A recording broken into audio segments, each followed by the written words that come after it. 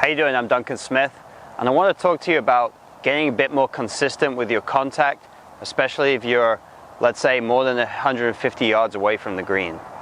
When you're closer into the green, i.e. below 150, you're usually using a short iron. Now, with a short iron, you can get away with a steep swing. Okay, so if you're using anywhere from a pitching wedge to an 8 iron, and let's say you're in between the 100 and 150 yard range, you're going to be able to get away with a steep swing. But once you get beyond that range where you're hitting a 7 iron and a 6 iron and going through into the hybrids, fairway woods and drivers, that's really where having a steep swing won't work. So what do I mean by steep? Well, I mean the club is being pulled down and the angle of the shaft is too vertical.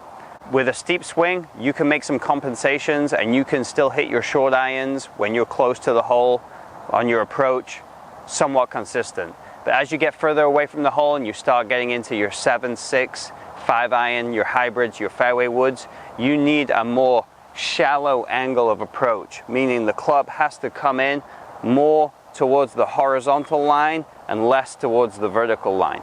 Okay, so getting your swing, getting a good backswing, and then working on letting that club flatten out on the downswing is really going to help you get more consistency with your irons.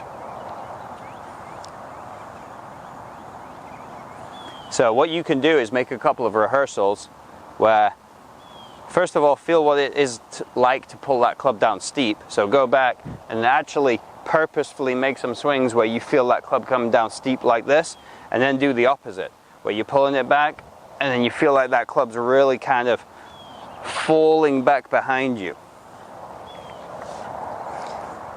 Okay, now you see when I demonstrated that, you see how my right arm kind of started lagging behind me a little bit, similar to the feeling of skipping a stone, even throwing a ball. You want to feel like that right elbow kind of leads and the right hand opens up and falls behind you like that. I'll do it with one hand. You can see that. I'm shallowing the club out. And then make a couple practice swings with 2 hands, and then try one.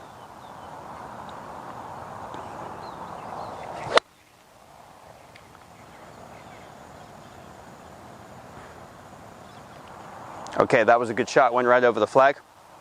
The things to look out for here is, with my shot, I got a nice shallow divot. If you watch a lot of golf on TV, you see these guys making these huge divots. I'm not looking for that. If you're trying to break 100, 90, 80, you're looking for a nice shallow divot, a nice skinny one like this. You don't want any big deep craters. If you get a big deep crater, that means your club's getting pulled down steep, so we need to work on shallowing it out more.